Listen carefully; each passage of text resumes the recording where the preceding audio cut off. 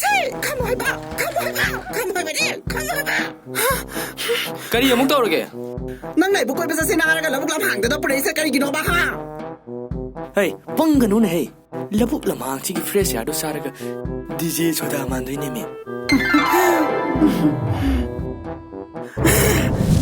ခွေးကြီးဒီနဲ့အခွေးကြီးဆိုင်နေနဲ့ဇပဇုံဖုန်ပူပြီးအဟမအမရခုစိတ်တာ akwai mana bigi di wai hero na restaurant da pura gane aha ba ngak ta pinjai hai ba akwai gi di kadai akwai gi di ne labuki popsi ta laga sa to mangai de Natte, nang jani do bo kai kai no ne. ok su saningi yen su saningi san su saningi sing su saningi pinjai hai ba Kaidawnarage? da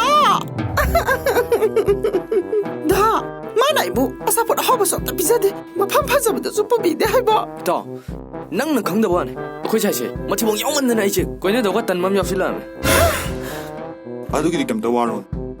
Kamanipur College Kakching na sinba ningon chakhoba amasung Diwali gi anisigi special oina food festival ama pangthokadawe.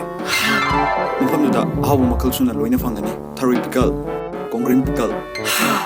tharoi pickle kongring pickle tharoi pickle tharoi pickle tharoi pickle Bibol Food Processing and Engineering na sinduna Kamanipur College Kakching da food festival ama pangthok jagadawri. Dance, cultural show amadi unplugged music show pangthok jagani. Festival asida makhal kya gi chana tharnaba item sing phangbigani. Meat item, singju item, haira gi oiba pothok singchu phangbigani. Handakta nongna puthok chaba tharoi pickle amadi kongring pickle chu phangbigani. Aduga lupa chani yangai gi item lebiba customer singda lottery ticket bijagani. Best customer ani consolation prize manga su bijagani. Mayam sungsoy chadana lakpiyo. Food festival asibu mapung phanbiyo.